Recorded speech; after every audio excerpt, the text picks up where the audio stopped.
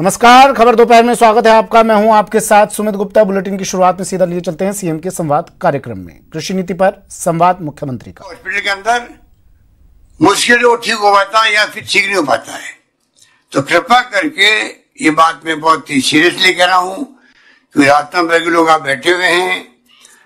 State government ने क्या क्या कदम उठाए वो कहने का वक्त नहीं है, वरना मैं आपको कह सकता हूं कि बहुत शानदार कदम उठाए हैं। टेस्टिंग हमारे यहाँ पहले पूना और दिल्ली जाती थी, यहाँ से सैंपल लेके आज 50,000 टेस्टिंग पर डे हो रही है। इतना बड़ा काम देश में कहीं नहीं हुआ है। सब कुछ हम कर रहे हैं, इलाज अच्छा हो रहा है। 40,000 के इंजेक्शन में फ्री मिल रहे हैं। प्लाज्मा थेरेपी अलग शुरू कर दी है, सब कुछ किया है, पर फिर भी लोग मर रहे हैं। प्रतिदिन में 10, 12, 15 लोग मर जाते हैं। हम चाहते एक व्यक्ति भी नहीं मरे कोरोना से अंदर, ये हमारी सोच है। यही हम सब हिदायत दे रहे हैं डॉक्टरों को। उसमें बगैर पब्लिक सहयोग के संभव नहीं है। बचाव इसका उपाय है, बचाव इसका उपाय है। खुद अपना को बचाएंगे वो उपाय है, वरना आप देखेंगे किसी को कुछ हो ही नहीं रहा है, पर खुद को जिल गया, मान लीजिए उसकी इम्यूनिटी कमजोर हुई, शारीरिक क्षमता कमजोर हुई, तो वो आदमी ऐसा झेल सकता है। कई केस ऐसा है 2-2 दिन में उसकी, नौजवान भी है, 2 दिन में कोलैप्स हो गया वो व्यक्ति, कोई कल्पना नहीं कर सकते। ऐसे केस भी होते हैं। बाकी ज्यादा संभावना होती है तो एक तो 65 साल से बड़े लोगों की और 10 साल से छोटे बच्चों की, या जिसको बीमारी है। इसमें कोरोना की सबसे बड़ी खतरनाक स्थिति ये है बात कि इस कोरोना जो है, अगर कोई व्यक्ति में कोई बीमारी, डायबिटिक है, बीपी है, किडनी है, लंग्स है, अस्थमा कोई बीमारी है, ये कोरोना उसको कई गुना ज्यादा बढ़ा देता है। तो जो मृत्यु हो रही है, अभी तो जितनी मृत्यु हुई है राजस्थान में, उसमें सबसे बड़ा कारण है कि जो लोग पहले से बीमार है, उसको कोरोना लग गया तो उसको बचने की संभावना बहुत कम है, वो लोग ज्यादा मर रहे हैं। मैं आपको कहना चाहूंगा, जैसे आपको सिम्टम दिखे आप डॉक्टर के पास जाएं, टेस्ट करवाएं, सीटी स्कैन करवाएं, और सब फ्री करने की हम लोगों ने सरकारी अस्पताल के अंदर। राजस्थान वो राज्य देश के अंदर जहां पर पूरा इलाज, दवाई, तो आपको मालूम है कि कोरोना ने पहले से हमने फ्री कर रखी थी दवाइयां। बड़े कीमती इंजेक्शन कैंसर के हों या डायबिटिक के हों या और किसी बीमारी के, हार्ट के हों, वो सारे इलाज फ्री कर रखे थे। वो काम हमारे भी आ रहे हैं। अब भी हमने सारे इंतजाम फ्री कर रखे हैं सरकारी अस्पताल के अंदर। और प्राइवेट को कह रखा है कि उनकी रेट फिक्स कर दी है। कोई पैसे वाला जाना चाहे प्राइवेट में तो उसकी मर्जी है, पर कम से कम उसकी वहां पर जो बड़े बड़े बिल बनते हैं वो बिल नहीं बने। कम से कम रेट हमने फिक्स करवाई, सरकारी आदेश जारी करके। प्राइवेट हॉस्पिटल में भी ज्यादा रेट वसूल नहीं कर पाएंगे, फिर भी बड़े बड़े बिल बनते हैं वहां पर, वो मर्जी लोगों की। हमने भी कह दिया अगर सरकारी अस्पताल में बीमारी ज्यादा फैल गई, क्योंकि अभी तक तो ये बीमारी कितनी फैलेगी कि नहीं फैलेगी, खत्म होगी, कोई नहीं कह सकता। दुनिया में कोई राष्ट्र ऐसा नहीं, देश जो गारंटी ले सकता हो कि 2 महीने बाद खत्म हो जाएगा या बढ़ेगा या कम होगा।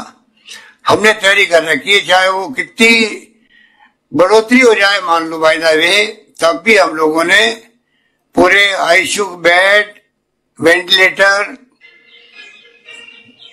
बेड की संख्या इतनी बढ़ा रखी है, बढ़ाते जा रहे हैं। और प्राइवेट हॉस्पिटल में कह दिया है कि अगर हमारी संख्या में कमी पड़ गई बेड की, तो आपके यहाँ हमारे मरीज आएंगे, उनका खर्चा हम देंगे आपको। उनको ये कह दिया गया आप होटल किराया कर लीजिए, आसपास के होटल हैं, वहां भेजना पड़े, वहां भेजिए मरीजों को, सरकार आपको रिकॉग्नाइज करेगी। तो सरकार की तरफ से बहुत इंतजाम अच्छे हैं। पर मैं आपसे हाथ जोड़ के अपील करना चाहूंगा, कृपा करके आप कम से कम हर व्यक्ति 10 से लोगों को कहेगा, आगे बड़ा फर्क पड़ेगा। गांव में पैसा होना चाहिए। ये बीमारी कई गांव में पहुंच चुकी है, कस्बों में पहुंच चुकी है, उसमें हमारी ड्यूटी बनती है। ये महामारी है, मामूली नहीं है। अलग बात है कि हमारे यहाँ मृत्यु दर कम रही है। और बड़ी खबर आ रही है इस वक्त की जयपुर से। जयपुर में निर्माणाधीन बिल्डिंग गिरी। बिल्डिंग गिरने से कई लोग दब गए हैं। 15 से 20 मजदूरों के दबे होने की सूचना मिल रही है। मुहाना क्षेत्र की ये घटना बताई जा रही है। मुहाना क्षेत्र में एक बिल्डिंग गिर गई है और इस बिल्डिंग के मलबे में 15 से 20 मजदूरों के दबे होने की सूचना। बड़ी खबर टीवी स्क्रीन पर जयपुर से, बिल्डिंग गिरने से कई लोग दबे। ये तस्वीरें भी आ गई हैं, तस्वीरें टीवी स्क्रीन पर। अब राहत बचाव के कार्य किए जा रहे हैं, मजदूरों को बाहर निकालने की कोशिशें की जा रही है।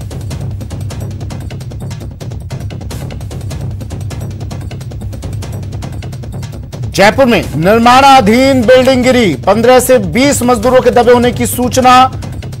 मुहाना क्षेत्र में यह हादसा हुआ है, यह घटना हुई है। मजदूरों को बाहर निकालने की कोशिशें अब की जा रही हैं।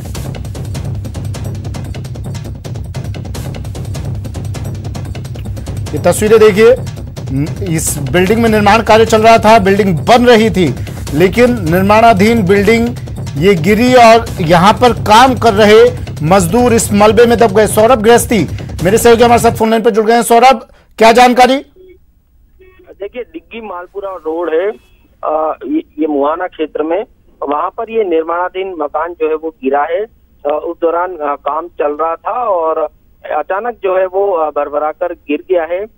ऐसी सूचना है कि कुछ मजदूर नीचे दबे हैं। हालांकि अभी सिविल डिफेंस की टीम मौके पर पहुंची है, पुलिस के आला अधिकारी मौके पर पहुंच रहे हैं और ये कोशिश की जा रही है देखने की कि कोई मजदूर इसके नीचे दबा है।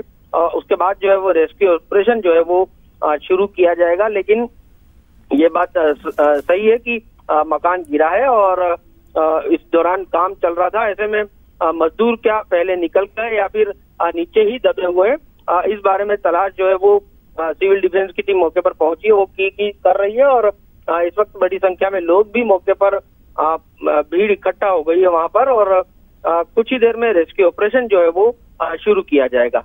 जी सौरभ, कितने लोग आप बता रहे हैं 15 से 20 मजदूर दबे हुए हैं इसके नीचे, कितने लोग, क्या पुख्ता जानकारी मिल पाई कितने मजदूर दबे हुए हैं और कितने मजदूरों को बाहर निकाल लिया गया है, उनकी हालत कैसी है? देखिए, प्रारंभिक सूचना ये है कि मकान का काम चल रहा था, ऊपर की मंजिल पर मजदूर जो है वो काम कर रहे थे और इस दौरान ये हादसा जो है वो पूरा हुआ है। ऐसी सूचना सिविल डिफेंस को मिली थी, ऐसी सूचना पुलिस को मिली थी कि 10 से 15 मजदूर जो है वो दबे हैं। लेकिन अभी इतने मजदूर थे या नहीं थे, कम मजदूर थे, संख्या को लेकर जो है वो अभी स्थिति स्पष्ट नहीं हो पाई है।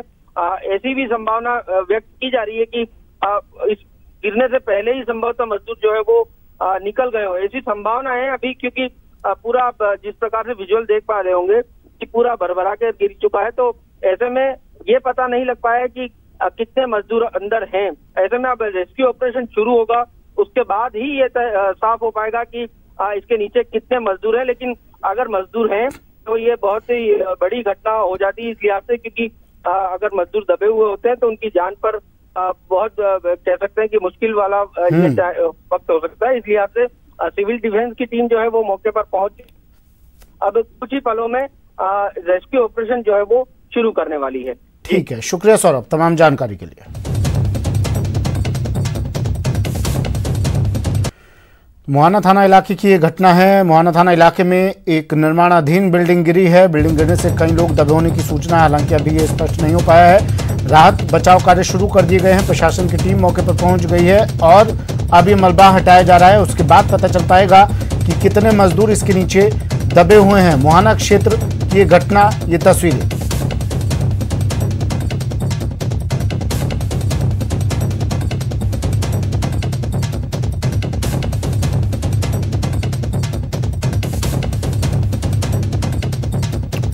जयपुर से ये तस्वीरें हैं, जयपुर के मुहाना इलाके की ये तस्वीरें हैं जहां एक बिल्डिंग भरभरा कर गिर जाती है और अब प्रशासन मौके पर पहुंचकर राहत बचाव कार्य कर रहा है। हालांकि अभी तक ये स्पष्ट नहीं हो पाया है कि कितने मजदूर, कितने लोग इस बिल्डिंग के नीचे, इस बिल्डिंग के मलबे के नीचे दब गए हैं।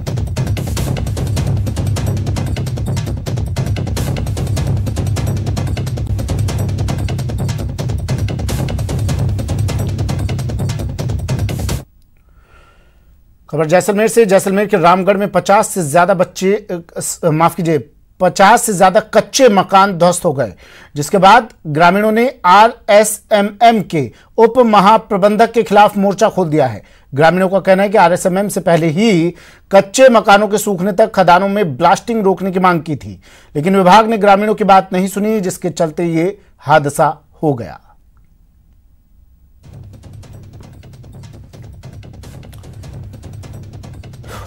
जैसलमेर से ये खबर, रामगढ़ में 50 से ज्यादा कच्चे मकान ध्वस्त हो गए। ये तस्वीरें देखिए, जिसके बाद ग्रामीणों ने कहा, आरएसएमएम के उप महाप्रबंधक के खिलाफ मोर्चा यहां के लोगों ने, यहां के ग्रामीणों ने खोल दिया।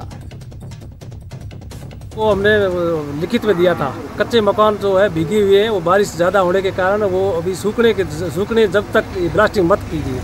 हम वहाँ लेटर भी दे चुके हैं, उसके बाद भी उन्होंने आरएसएम वालों ने 2 दिन नहीं रुके और वो वापस ब्लास्टिंग कर दी और हमारे 50-60 मकान गिर गए हैं और बाकी भी जो मकान है वो गिरने कगार पे है। आज हम यहाँ आरएसएम अधिकारियों को तो पहले सूचित कर चुके हैं, लेकिन थाना अधिकारी वहाँ जाके रिपोर्ट दर्ज करा रहे हैं।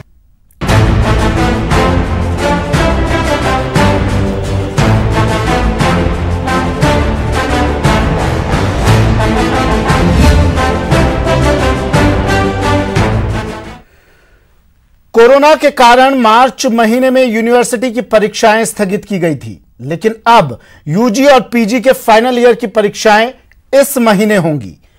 छात्रों ने सोशल मीडिया पर ऑफलाइन परीक्षा का जमकर विरोध किया है। सवाल यह कि क्या यह परीक्षा कोरोना के नए रिकॉर्ड तो नहीं बना देगी? अगर ऐसा हुआ तो जिम्मेदार कौन होगा? सवाल यह भी कि लाखों छात्रों की परीक्षा प्रशासन की परीक्षा तो साबित नहीं हो जाएगी। सवाल कई हैं, लेकिन जवाब कोई नहीं। चलिए दिखाते हैं परीक्षा ऑफलाइन या ऑनलाइन।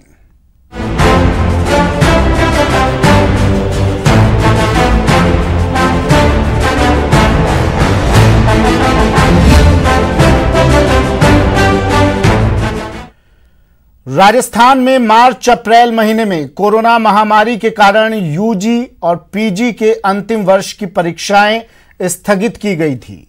अब सुप्रीम कोर्ट के आदेश के बाद यूजी पीजी के अंतिम वर्ष की परीक्षाएं इस महीने के तीसरे सप्ताह में होने जा रही हैं। स्टूडेंट्स इस परीक्षा का विरोध कर रहे हैं। क्यों यह विरोध हो रहा है, देखते हैं इस रिपोर्ट में। कोरोना के कारण स्थगित परीक्षाएं अब होंगी आयोजित। ऑफलाइन परीक्षाओं के विरोध में छात्रों की मुहिम। स्टूडेंट्स की मांग परीक्षा ऑनलाइन हो या आजमाया जाए अन्य विकल्प। राजस्थान में कोरोना महामारी के चलते स्थगित की गई अंतिम साल की बाकी परीक्षाएं इसी महीने के तीसरे सप्ताह में होंगी। परीक्षाओं को लेकर प्रदेश सरकार ने आदेश जारी कर दिए हैं। राज्य के सभी सरकारी और निजी विश्वविद्यालयों को यूजीसी के निर्देश के अनुसार यूनिवर्सिटी की अंतिम साल की शेष परीक्षाएं आयोजित कराने को कहा गया है। 28 अगस्त के सुप्रीम कोर्ट के आदेश को ध्यान में रखते हुए राज्य सरकार ने यह फैसला लिया। 6 लाख से ज्यादा विद्यार्थियों की परीक्षाओं को लेकर विश्वविद्यालयों ने अपनी तैयारी भी कर ली है। इनके टाइम टेबल जारी किए जा सकेंगे। सोशल मीडिया पर इन ऑफलाइन परीक्षाओं के विरोध में मुहिम चल रही है। प्रदेश में बढ़ते कोरोना संकट के बीच स्टूडेंट्स ऑनलाइन परीक्षाओं की मुहिम चला रहे हैं। देखिए, जिस प्रकार से आम छात्र ये चाहता है कि परीक्षाएं पहले तो होनी नहीं चाहिए थी, जिस तरीके से आम स्टूडेंट का एक मुहिम चली सोशल मीडिया पे और ट्विटर फेसबुक के माध्यम से, लेकिन जब सरकार का ये आदेश आया कि भाई परीक्षाएं होनी चाहिए, थर्ड ईयर की परीक्षाएं होनी चाहिए, लेकिन जब सरकार ने और सुप्रीम कोर्ट ने ये कह दिया कि परीक्षाएं होनी चाहिए सितंबर माह में, तो उसके बाद ये सब स्टूडेंटों के साथ चल रहा है कि हाँ परीक्षाएं होनी चाहिए, लेकिन परीक्षाएं ऑनलाइन हो सकती है। कुछ विद्यार्थी ये कह रहे हैं कि परीक्षाएं ऑनलाइन हो, जिससे कि जिस प्रकार से कोरोना का बूम फट रहा है, दिन प्रतिदिन कोरोना के इतने बड़े केसेस आ रहे हैं, और स्वास्थ्य रहेगा तो ही भविष्य रहेगा।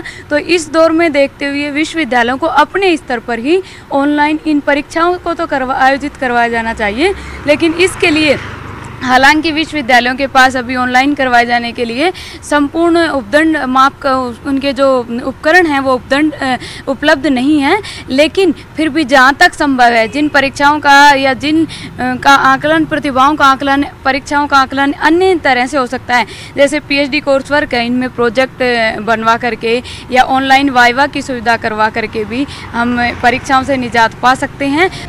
ये परीक्षाएं अब 3 घंटे की बजाय 1.5 से 2 घंटे के समय की होगी। प्रत्येक सेक्शन से प्रश्न हल करने की बाध्यता नहीं होगी। इन परीक्षाओं के परिणाम नवंबर तक जारी करने की बात कही गई है। जयपुर में MNIT online open book exam करा चुका है। ऐसे में राजस्थान के बाकी विश्वविद्यालयों के विद्यार्थी भी इस तरह की मांग कर रहे हैं। देखिए, NSCI शुरू से एक ही मांग कर रहा है कि जहाँ तक संभव हो सके एग्जाम्स नहीं हो, और अगर एग्जाम हो भी रहे हैं तो और कोई माध्यम हो सकता है। ये जो ट्रेडिशनल माध्यम है कॉपी पेन वाला, इसको छोड़कर आप चाहे ओपन बुक करवा लीजिए, चाहे ऑनलाइन एग्जाम्स करवा लीजिए, चाहे इंटरनल असाइनमेंट के मार्क्स के आधार पर आप उनको मार्किंग कर सकते हैं। तो अन्य माध्यमों को अपनाते हुए यूनिवर्सिटी को या विश्वविद्यालयों को, जो विद्यार्थी है उनके भविष्य के साथ खिलवाड़ नहीं करना चाहिए, क्योंकि वही विद्यार्थी जब यहाँ गाँव से जयपुर शहर में आएगा या शहरों में आएगा तो कहीं ना कहीं वो बहुत ज़्यादा उसको कोरोना की दिक्कत हो सकती है। क्योंकि लॉकडाउन लगाया गया था तो उसके बाद से कहीं ना कहीं विद्यार्थी अपने पढ़ाई से काफ़ी दूर चला गया, या उसकी जो पढ़ाई है उसका नुकसान हुआ है, वो पढ़ाई उसकी छूट गई है। और जब एग्ज़ाम की नौबत आई है तो कोविड-19 को देखते हुए जब विद्यार्थी अपनी पढ़ाई ऑनलाइन कर रहा है, अपने घर पर रह कर के वो पढ़ाई कर रहा है, तो उसके एग्ज़ाम भी क्यों ना ऑनलाइन लिए जाएँ। कोरोना संकट के कारण अब विद्यार्थी चाहते हैं कि ऑनलाइन या फिर अन्य विकल्प आजमाया जाए, जिससे कि स्टूडेंट्स को संक्रमण से बचाया जा सके। स्टूडेंट्स इन मांगों को लेकर ट्विटर पर ट्रेंड भी करा चुके हैं। क्योंकि विश्वविद्यालय की इस टाइम जो परिस्थितियां हैं वो बिल्कुल भी ऑफलाइन एग्ज़ाम लेने के पक्ष में नहीं है, क्योंकि कोरोना बहुत तेज़ी से फैल रहा है। छात्रों से ऑनलाइन या किसी अन्य माध्यम से एग्ज़ाम ले लेना चाहिए, क्योंकि ऑफलाइन एग्ज़ाम वाली परिस्थितियाँ विश्वविद्यालय की है नहीं। उच्च शिक्षा विभाग ने ऑनलाइन परीक्षा नहीं कराने को लेकर संसाधनों की कमी और ग्रामीण इलाकों में संभव नहीं होने के कारण भी बताए थे। राजस्थान यूनिवर्सिटी में ग्रेजुएशन और पोस्ट ग्रेजुएशन के फाइनल ईयर के 2,15,000 विद्यार्थियों की परीक्षाओं को लेकर प्रशासन ने तैयारी कर ली है। अब देखना होगा कि छात्रों की मांग पर प्रशासन क्या फैसला करता है। महेश दाधीच, न्यूज़ 18 राजस्थान, जयपुर।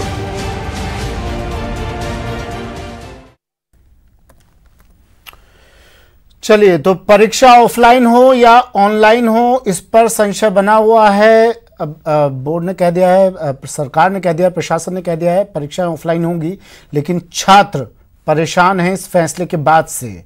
हमारे साथ हमारे मेहमान जुड़े हुए हैं। जेपी सिंघल जी पूर्व कुलपति हैं राजस्थान विश्वविद्यालय के। जेपी सिंघल जी, स्वागत है आपका। डॉक्टर सुशील कुमार चिकित्सक हैं SMS अस्पताल में। डॉक्टर सुशील, आपका भी स्वागत है। महेश दाधीच जयपुर से मेरे सहयोगी हमारे साथ जुड़े हुए हैं, और ललित जोधपुर से हमारे साथ जुड़े हुए हैं। महेश, सबसे पहले मैं आपके पास आ रहा हूं। जयपुर में क्या कह रहे हैं छात्र?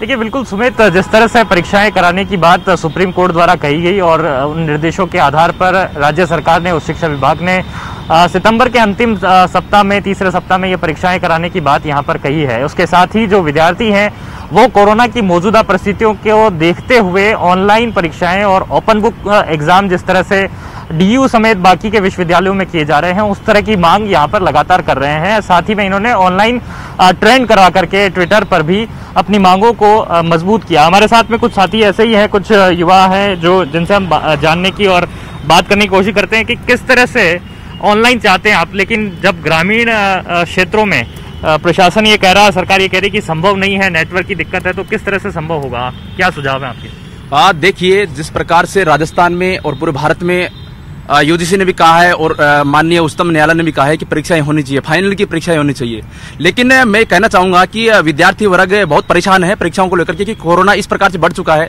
कि देश में आपको पता है कि 1-1.5 lakh, 2 lakh, 3 lakh per day corona के मरीज आ रहे हैं। तो जब सरकार ने आदेश जारी किए हैं कि ऑनलाइन क्लासें लगे, ऑनलाइन चीजें हो रही हैं, तो ऑनलाइन परीक्षाएं क्यों नहीं हो सकती?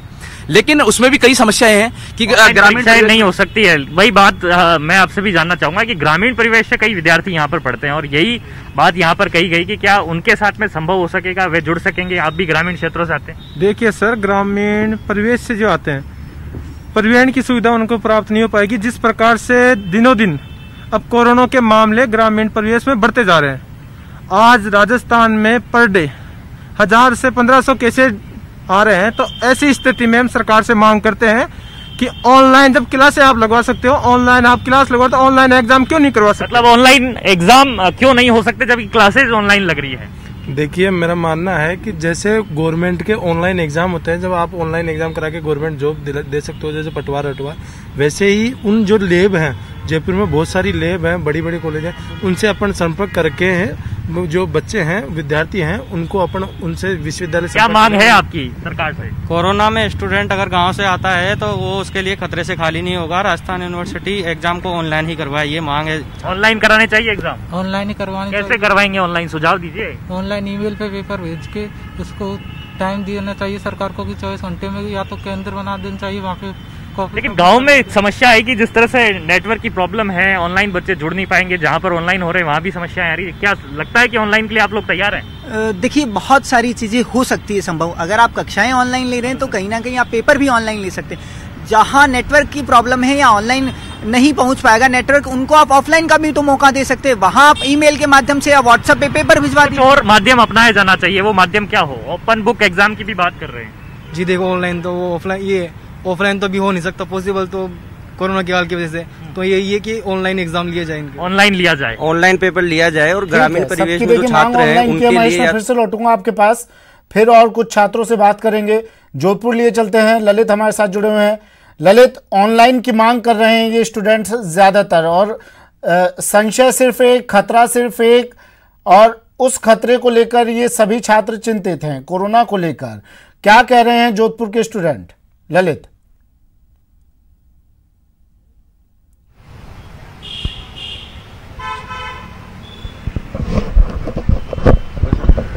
ललित आवाज सुन पा रहे हैं आप मेरी?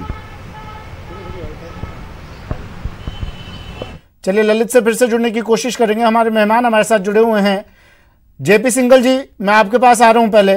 सर, क्या इतना मुश्किल है ऑनलाइन एग्जाम लेना, और क्या ऑफलाइन अगर एग्जाम होता है तो ये कहीं ऐसा तो नहीं होगा कि आगे जाके हम दावत दे रहे हैं कोरोना के और ज्यादा आंकड़े तोड़ने को?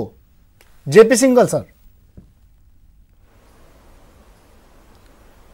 हाँ सुमित जी, ये जो परीक्षा का मामला है जिसके बारे में ऑनलाइन की बात जो कुछ विद्यार्थी कर रहे हैं जी, ऐसे विद्यार्थियों की संख्या बहुत अधिक नहीं है जो ऑनलाइन की बात कर रहे हैं। और वो भी शायद इसलिए कर रहे हैं कि उनको शायद ये पता नहीं है कि हमारे देश में, पूरे देश के अंतर्गत अगर देखा जाए तो 40% विद्यार्थी भी ऑनलाइन से नहीं जुड़ पाए। कहीं 23% है, कहीं 25% है, कहीं 30% है। ये स्थिति नहीं है कि हम ऑनलाइन से तमाम बच्चों का किसी तरीके से परीक्षा देने का प्रयत्न कर सके। इसलिए ऑनलाइन हमारे देश में फिलहाल वर्तमान की जो स्थिति है उसमें एक ऐसा विकल्प नहीं है जिस विकल्प को अपनाया जाना चाहिए, अपनाया जा सकता है। लेकिन सर कुछ विकल्प यही है, इसने कर दिया है ऑनलाइन एग्जाम के लिए।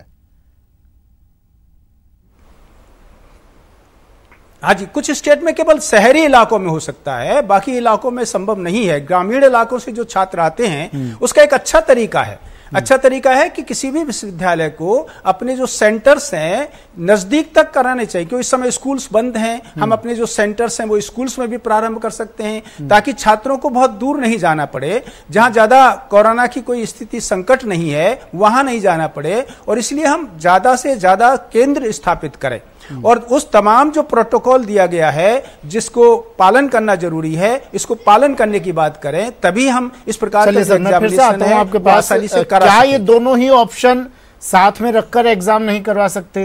क्या ये एक विकल्प नहीं है? क्योंकि कुछ जगहों पर बाढ़ की स्थिति बनी हुई है, छात्र ये बात भी बार बार कह रहे हैं कि वहां से कैसे हम अपने सेंटर तक पहुंचेंगे। अभी तक तो यातायात व्यवस्था भी सुचारू नहीं हुई है और ऑनलाइन का भी नेटवर्क प्रॉब्लम है कई जगहों पर।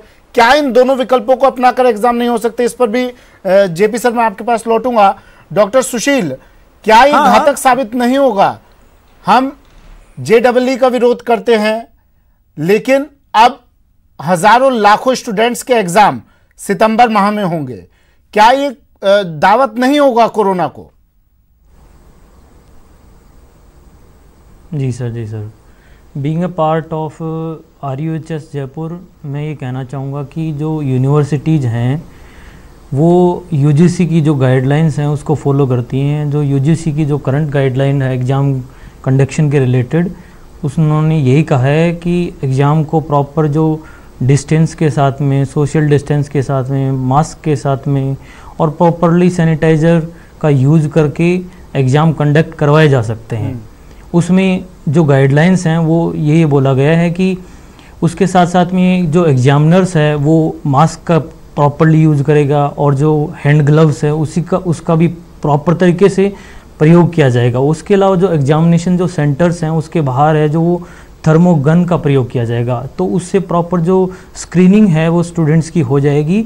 और उसमें एक विकल्प और अच्छे से दिया गया है जो उस गाइडलाइंस में, UGC गाइडलाइंस में, कि जो भी स्टूडेंट्स के सिम्टम है किसी प्रकार के, खांसी है, बुखार है, जुकाम है, उसको जो एग्ज़ाम की जो बैठने की व्यवस्था है वो नेक्स्ट डे में की जाएगी। तो इन सब चीज़ों को ध्यान में रखते हुए मुझे लगता है कि ऑफलाइन एग्ज़ाम कारगर सिद्ध हो सकते हैं। फिर भी यदि किसी भी टाइप की उसमें समस्या आती है या फिर जो कोरोना का जो स्प्रेड ज़्यादा हो सकता है, तो उसको ध्यान में रखते हुए जो गवर्नमेंट है, जो UGC है, जो यूनिवर्सिटीज़ हैं, वो प्रॉपरली ICMR को और जो गवर्नमेंट के जो नोटिफिकेशन है कोरोना से रिलेटेड उसको फॉलो कर रहे हैं। तो उसकी रिगार्डिंग जो नोटिफिकेशन सर्कुलर रिलीज़ कर दिया जाएगा और उस जो एग्ज़ाम में है जो प्रॉपर तरीके से जो भी बदलाव करने होंगे वो उस टाइम किए जा सकते हैं।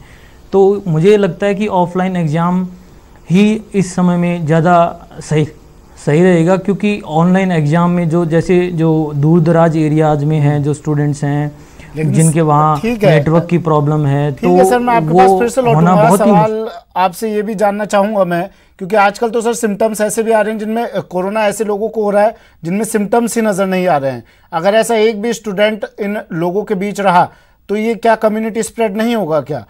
जोधपुर लिए चलता हूँ पहले आपको। ललित, आवाज़ सुन पा रहे हैं आप मेरी?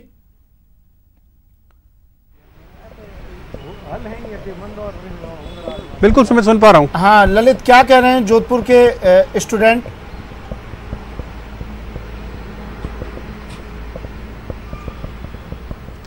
बिल्कुल सुमित, मैं जोधपुर संभाग के सबसे बड़े जयनारायण राष्ट्र विश्वविद्यालय के हेड ऑफिस में मौजूद हूँ, जहाँ से तय होता है कि परीक्षा कैसे होनी है और कैसे करनी है। मेरे साथ कुछ छात्र मौजूद हैं, NUSA के छात्र मौजूद हैं जो लगातार आंदोलन करते रहे हैं। परीक्षा होनी चाहिए या नहीं होनी चाहिए? आपने मांग की कि नहीं होनी चाहिए, क्यों? हम ऐसा नहीं कहते कि परीक्षा नहीं होनी चाहिए, हम चाहते हैं कि परीक्षा हो, वरना सरकार कहती है कि किस बेसिस पे प्रमोट करते हैं। हम ऑफलाइन एग्जाम कराने के विरोध में, क्योंकि यहाँ पर छात्र वर्ग की जान को खतरा है। आप एग्जाम कराओ, हम मना नहीं करते, हम आपके साथ है, केंद्र सरकार, राज्य सरकार, सभी सरकार के साथ है। पर सुप्रीम कोर्ट ने और जो UGC ने गाइडलाइन जारी की है कि आप एग्जाम कराओ, उसके माध्यम बताए उन्होंने, ऑफलाइन एग्जाम कराओ, असेसमेंट बेस पे करा दो, ऑनलाइन एग्जाम करा दो, पर ऑफलाइन मत कराओ। कोर्ट ने खुद ने कहा है, क्योंकि बहुत से लोगों की जान को खतरा है। ठीक है, जहाँ पर सरकार खुद VC के माध्यम से मीटिंग ले रही है और दूसरी तरफ जहाँ 1-1.5 लाख कम से कम छात्र है जयनारायण व्यास विश्वविद्यालय के अंतिम वर्ष के, कुल 3.25 लाख से ज़्यादा विद्यार्थी है, तो उन 1.25 लाख विद्यार्थियों की कैसे व्यवस्था करेगी उसका कोई हिसाब किताब नहीं है इनके पास। ये सिर्फ आदेश पारित कर रही है, छात्रों को भ्रम में डाल रही है, कभी बोल रही है एग्जाम नहीं कराएंगे, कभी करवाएंगे। तो आधे छात्र तो इस भ्रम में है कि हम प्रमोट हो चुके हैं। सरकार क्लियर गाइडलाइन दे, ऑफलाइन एग्जाम कराएं, हमारी ये राय है। अच्छा, ऑफलाइन एग्जाम होना चाहिए? ऑफलाइन एग्जाम कंडक्ट करवाए जा सकते हैं असाइनमेंट या फिर प्रोजेक्ट वर्क देके, जैसा कि यूनिवर्सिटी का एग्जाम का पैटर्न है। ठीक है, तो उसको ध्यान में रखते हुए अपन लगातार इसी के लिए VC साहब को ज्ञापन भी दिया है कि सर इसके लिए व्यवस्था की जा सकती है, मगर एक साथ गैदरिंग करके सैनिटाइजेशन की व्यवस्था यहाँ पॉसिबल लग नहीं पा रही है सर। ठीक है ना। अच्छा, जोधपुर संभाग का सबसे बड़ा विश्वविद्यालय है, यहाँ पे जैसे फाइनल ईयर की बात करें तो 2 लाख से ज़्यादा विषय हैं, तो 2 लाख लोगों का एग्जाम कैसे हो सकता है? ये बिल्कुल भी पॉसिबल नहीं है कि 2 लाख छात्राओं का एग्ज़ाम लिया जा सके। ये ऑनलाइन ही पॉसिबल हो पाएगा, क्योंकि जिस प्रकार से बच्चे 7 महीनों के अंदर अपने अपने घर चले गए, यहाँ से जो रूम लेके रहते थे वो बच्चे अपने घर चले गए, अब उनको आना पड़ेगा, फिर से रूम लेना पड़ेगा, उसमें बहुत सी परेशानी आएगी। और ठीक है, अगर ललित मैं फिर से लौट रहा हूँ आपके पास, महेश आपके पास भी आऊँगा। मेहमान हमारे साथ जुड़े हुए हैं, वक्त यहाँ पर एक ब्रेक का है, ब्रेक के बाद जल्द हाजिर हो रहे हैं।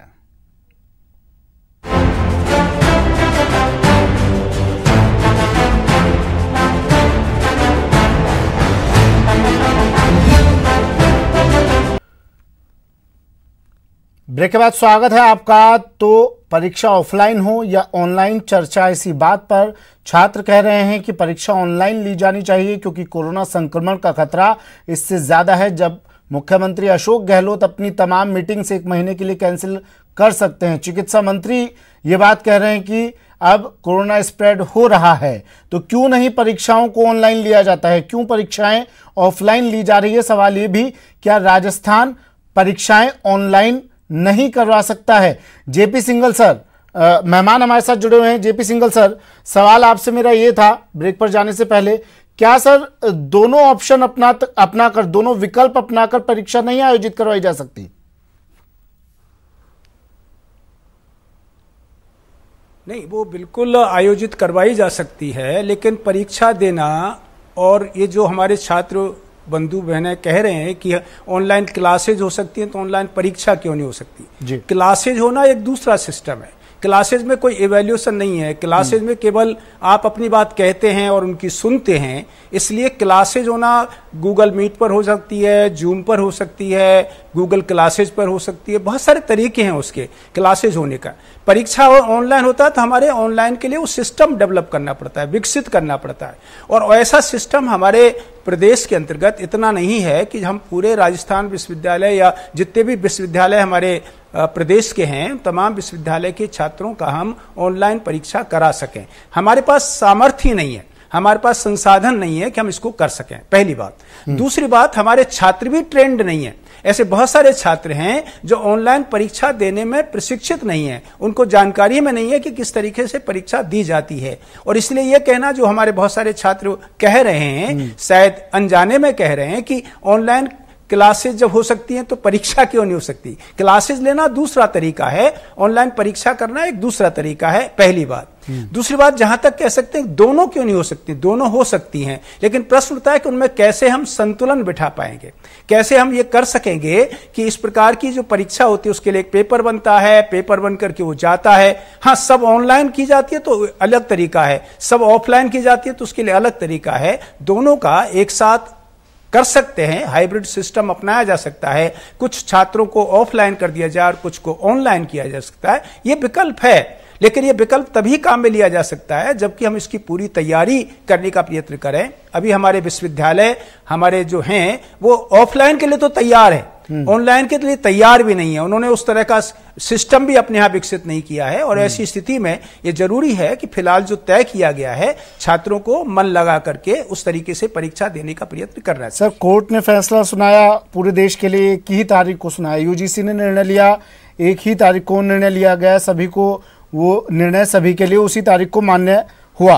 पंजाब जब तैयार हो सकता है, पंजाब ने कह दिया है कि ऑनलाइन मोड से एग्जाम छात्र देंगे, तो राजस्थान क्यों नहीं है इस काबिल सर?